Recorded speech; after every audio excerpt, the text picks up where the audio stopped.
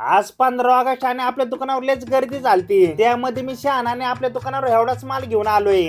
मस्त जोक मारा या हसरे हलकट आपल्या दुकानावर माल थोडा कमीच आहे तर निवांत चाललोय दुकानावर तर आलोय. पटकन दुकान लावून घेतो. तेवढ्यात भाई आलता, त्यांना दिला रव मासा. त्यांना द्यायचे होते गोल पीस करून. आज आपल्या दुकानावर सिलन, रहू, रूपचंद, चिलपी एवढे 4 मासे. श्रावण चालू आहे तर आपण कमीच माल आणतोय. हे 3 भाई आले, त्यांना दिला रव मासा. त्यांना दिले गोल पीस करून. तेवढ्यात हा रेग्युलर वाला भाई आला, त्यांनी रव मासा घेतला. त्यांना द्यायचे होते पेटी पीस करून. या चौघांनी पण घेतला रव मासा. त्यांना पण दिले पेटी पीस करून. या भाईला दिला नदीचा पापलेट पेटी पीस करून. या भाईने घेतला बिना काट्याचा मासा. त्यांना दिले पेड्यावानी पीस करून. या साहेबांनी दिले आपल्याला बिना काट्याचे माशाची ऑर्डर. मोठा मासा होता तर आपण त्यांना पेटी पीस करून दिले. बघता बघता आपल्या दुकानावर गर्दी पण व्हायला लागली. तेवढ्यात काकांना दिला बिना काट्याचा मासा. त्यांना पण दिले पेटी पीस करून. इसको क्या हो गया बीच में? क्या देखना पड़ रहा है?